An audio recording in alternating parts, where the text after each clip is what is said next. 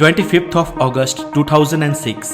ये तारीख याद रखें दोस्तों, क्योंकि इस दिन एस्ट्रोनॉमी की दुनिया का एक बहुत बड़ा डिसीजन लिया गया था। इस दिन यूरोप में चेक रिपब्लिक के प्राग में इंटरनेशनल एस्ट्रोनॉमिकल यूनियन की एक मीटिंग हुई थी और इस मीटिंग में दशकों से मानते आए 9वें ग्रह प्लूटो को ग्रह के लिस्ट से बेदखल करके एक लघु ग्रह का दर्जा दिया गया था।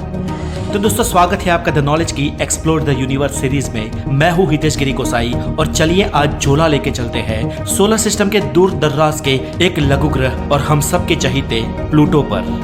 फ्रेंड्स, प्लूटो के अंदर क्या है, उसके ऊपर से आसमान कैसा दिखता है और उसकी जमीन कैसी है, ये सब जानने से पहले आज ये जान लेते हैं कि आखिर यूरोप में हुई उस मीटिंग में क्या हुआ था। तो फिलहाल इंटरनेशनल एस्ट्रोनॉमिकल यूनियन में करीब 13,700 साइंटिस्ट शामिल हैं, लेकिन सन 2006 में इसमें करीब 10,000 साइंटिस्ट शामिल थे और यूरोप के प्राग में हुई उस मीटिंग में उस वक्त इस पूरे नंबर के 10% साइंटिस्ट भी शामिल नहीं थे। और उन चुनिंदा वैज्ञानिकों ने उस मीटिंग में ये डिसीजन लिया कि प्लूटो को हम ग्रहों के पद से बेदखल करते हैं। बाद में इसका बहुत विरोध हुआ, कई सारे बड़े बड़े साइंटिस्ट ने इसका विरोध किया और ये विरोध आज तक चलता आ रहा है।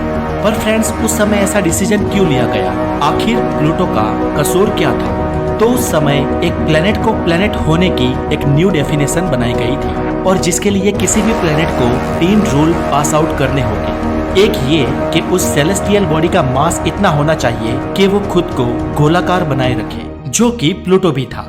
दूसरा ये कि वो सेलेस्टियल ऑब्जेक्ट सूरज का चक्कर लगाना चाहिए, जो कि प्लूटो भी लगाता है। लेकिन फ्रेंड्स, तीसरे स्टेप में प्लूटो मार खा गया और तीसरा रूल ये कहता है कि कोई भी अवकाशी पिंड जो गोल हो और सूर्य की परिक्रमा कर रहा हो, उसे अपना रास्ता साफ रखना होगा। रास्ता साफ रखना होगा मतलब क्या, सफाई करनी पड़ेगी? तो फ्रेंड्स, ऐसा नहीं है। मतलब ये कि इस सेलेस्टियल ऑब्जेक्ट को अपने रास्ते में आने वाले किसी ऑब्जेक्ट, किसी उल्का पिंड या किसी अवकाशी पिंड को अपनी ग्रेविटी से अपने अंदर खींच लेना होगा या फिर अपनी ग्रेविटी में उसे बांधकर खुद की प्रदक्षिणा करवानी पड़ेगी और अपना पाथवे क्लीन रखना होगा। हालांकि दोस्तों, प्लूटो सूरज से इतना दूर है कि उसका ज्यादातर रास्ता लगभग शांत और साफ है और कुछ कुछ स्पेस ऑब्जेक्ट जो इसके आसपास भी होते हैं वो इससे इतनी दूर होते हैं कि प्लूटो की ग्रेविटी उन्हें नहीं खींच सकती। और एक खास बात करें तो प्लूटो ने अपने गुरुत्वाकर्षण से 5 अवकाशी पिंडों को अपने में बांधे रखा है और ये 5 प्लूटो के मून्स है, प्लूटो के सैटेलाइट है। लेकिन फ्रेंड्स, यहाँ पे कुछ लोगों का ये भी कहना है कि प्लूटो अब प्लेनेट इसलिए नहीं है क्योंकि प्लूटो नेपच्यून के रास्ते में आता है, वो नेपच्यून का रास्ता क्रॉस करता है। हालांकि दोस्तों, ये बात सच है, प्लूटो सूर्यमंडल से इतना दूर है फिर भी उसकी ऑर्बिट अंडाकार है और वो अपने सूरज के चक्कर लगाने वाले 248 साल के ऑर्बिट में 20 साल तो सूरज के इतना करीब आ जाता है कि उसकी और सूरज की दूरी नेपच्यून और सूर्य की दूरी से भी कम होती है। लेकिन फ्रेंड्स, एक प्लेनेट न होने का कारण किसी और प्लेनेट का रास्ता काटना, ये बात इंटरनेशनल एस्ट्रोनॉमिकल यूनियन के उन 3 नए नियमों में शामिल नहीं है और इसलिए ये प्लूटो को नौवा ग्रह न मानने वाली बात बड़ी ही कंफ्यूजिंग है और कई सारे साइंटिस्ट इसका विरोध भी करते हैं। अब दोस्तों, इस पर आप क्या सोचते हो, मुझे कमेंट्स करके जरूर बताएं। और अब चलिए दोस्तों, हम जाते हैं प्लूटो पर और देखते हैं वहां के नजारे। तो अपनी कुर्सी की पेटी बांध लीजिए दोस्तों, क्योंकि प्लूटो के सफर में बहुत ही मनमोहक दृश्य आपको दिखने वाले हैं। प्लूटो को क्लेड टॉम ने 18 फरवरी 1930 को खोजा था और प्लूटो का नाम ऑक्सफोर्ड स्कूल ऑफ लंदन में पढ़ने वाली 11वीं की एक छात्र वेनेशिया बर्ने ने रखा था। वेनेशिया का कहना था कि रोमन में अंधेरे के देवता को प्लूटो कहते हैं और प्लूटो पर भी ज्यादा रोशनी नहीं पहुंचती है, इसलिए उसने रोमन के गॉड ऑफ अंडरवर्ल्ड के नाम पर प्लूटो नाम रख दिया। पृथ्वी से निकलकर प्लूटो की ओर जाने तक हमें रास्ते में कई सारे उल्कापिंड, कई सारे एस्टेरॉइड्स और कई ग्रह दिखेंगे।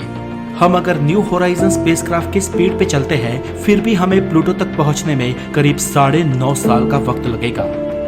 अब जैसे जैसे आप प्लूटो के करीब जाएंगे, अंतरिक्ष में ठंडी और अंधेरा बढ़ते ही चले जाएंगे। पृथ्वी से प्लूटो जब सबसे दूर होता है तब यहाँ से वहाँ की दूरी 7.5 अरब किलोमीटर होती है और जब ये हमारे सबसे करीब आता है तब यहाँ से वहाँ की दूरी 4.25 अरब किलोमीटर होती है। इसलिए अगर हमें वहाँ पर जल्दी से जल्दी जाना है तो इस कम फासले वाले वक्त में ही चलना होगा, जिसमें बीच में सन भी आ सकता है। दोस्तों, आमतौर पर माना जाता है कि प्लूटो एक बेजान दुनिया है, लेकिन जब आप वहां पर पहुंचेंगे तो आपका ये भ्रम टूट जाएगा। प्लूटो को कुछ दूर से देखने पर भी आपको वहाँ पर बर्फीले पहाड़, बिना क्रेटर वाले बड़े मैदान, कुछ उबड़ खाबड़ इलाके और प्लूटो का एक बहुत बड़ा दिल भी आपको देखने को नसीब होगा। जी हाँ दोस्तों, इस लघु ग्रह का एक बहुत बड़ा दिल है। हालांकि दोस्तों प्लूटो पर ये एक बहुत बड़ा समुद्र है जो पूरा मोटी बर्फ की चादर से ढका है और जिसका शेप बिल्कुल दिल जैसा है। और इस समुद्र या यूं कहे कि प्लूटो के दिल को स्पुतनिक प्लेनेटिया कहते हैं। बर्फ के इस समुद्र में फ्रोजन रूप में कार्बन मोनोक्साइड और मीथेन मौजूद है, इसलिए वैज्ञानिकों का ये मानना है कि ये पूरा समुद्र बहुत ही जहरीला है। दोस्तों ये समुद्र 1000 किलोमीटर लंबा और 800 किलोमीटर चौड़ा है और इसकी गहराई 100 किलोमीटर तक हो सकती है। दोस्तों आमतौर पर प्लूटो को जियोलॉजिकल रूप से देखा जाए तो ये एक एक्टिव डॉर्फ प्लैनेट है। आपको यहाँ पर बड़े बड़े मैदान और बहुत बड़े खड्डे भी नजर आएंगे जो बर्फ की चादर से ढके होंगे। प्लूटो का 1/3 भाग बर्फीले पानी से बना है जो पृथ्वी पर मौजूद जल से भी 3 गुना ज्यादा है। जैसे ही दोस्तों आप प्लूटो के वायुमंडल में एंटर करेंगे आपको एक हल्की धुंध नजर आएगी और ये धुंध प्लूटो की जमीन से करीब 160 किलोमीटर तक फैली हुई है। और दोस्तों यहाँ पर आकर आपको खुशी होगी क्योंकि हमारे डिस्कस किए गए पिछले चारों गैसो प्लेनेट में सरफेस नहीं थी, लेकिन यहाँ पर आपको पाँव रखने के लिए जमीन मिलेगी। प्लूटो एक टेरेस्ट्रियन डॉर्फ प्लेनेट है। दोस्तों इसकी सरफेस पे यहाँ के पतले वातावरण में आपको नाइट्रोजन, मीथेन और कार्बन डाइऑक्साइड मिलेंगे, यानी कि यहाँ पर भी जीने के लिए हमें स्पेस सूट का सहारा लेना होगा। और यहाँ पर हड्डियों को जमा देने वाली ठंड है। यहाँ पर दोस्तों आप -224 से -240 डिग्री सेल्सियस तक की ठंड महसूस करेंगे। मजे की बात यह है कि प्लूटो की जमीन पर आपको किसी भी तरह का दबाव महसूस नहीं होगा और इसकी इस जमीन पर से सूरज को देखने पर सूरज कहीं दूर इस प्रकार दिखाई देगा। सूरज की किरणों को प्लूटो तक पहुंचने में करीब 5.5 घंटे लगते हैं और यहाँ पर आप बिना अपनी पलकें झपकाए लगातार आसानी से सूरज को देख सकते हैं क्योंकि यहाँ पर सूरज का प्रकाश 900 गुना तक कम हो चुका होगा। यहाँ से दोस्तों आप आसमान में कई और तारे भी देख सकते हो और प्लूटो के 5 चंद्रमा भी यहाँ से आपको देखने को मिलेंगे। लेकिन दोस्तों प्लूटो के सबसे नजदीकी और सबसे बड़े चांद शायरोन को आप इतनी करीब से देखोगे कि आप आश्चर्य से फूले नहीं समाओगे। दोस्तों मजे की बात यह है कि प्लूटो का ये चांद प्लूटो से साइज में सिर्फ आधा है और ये प्लूटो से मात्र 19,640 किलोमीटर ही दूर है।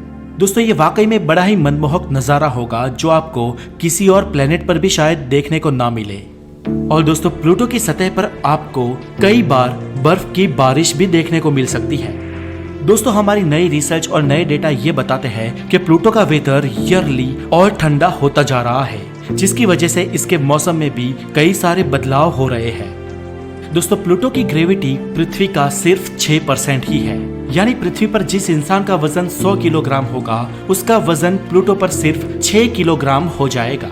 और इतने कमजोर गुरुत्वाकर्षण में आपके लिए चलना और अपनी बॉडी को कंट्रोल करना बेहद मुश्किल होगा।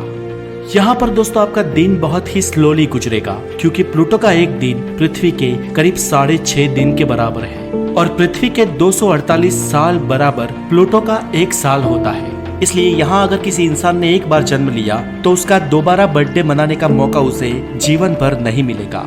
अब दोस्तों प्लूटो के सरफेस के अंदर जाए तो आपको नाइट्रोजन की लेयर मिलेगी। इसके भी अंदर एक मेटल है जो रॉक एंड आइस से बनी होगी और अंत में जब आप प्लूटो के कोर तक पहुंचेंगे तो वो डेंस एंड सॉलिड रॉक से बना होगा। प्लूटो का कोर दूसरे ग्रहों के मुकाबले बहुत ठंडा है और उसका कोर टेम्परेचर करीब 500 केल्विन ही है। तो फ्रेंड्स आज के लिए इतना ही। ये वीडियो आपको कैसी लगी हमें कमेंट करके जरूर बताएं और आगे मुलाकात होगी एक और बेहतरीन वीडियो के साथ। अगर आप नए हैं तो द नॉलेज को जरूर सब्सक्राइब करें और लेटेस्ट न्यूज के लिए मुझे इंस्टाग्राम पे भी फॉलो करें। अपना बहुत सारा ध्यान रखें। Have a good day, take care.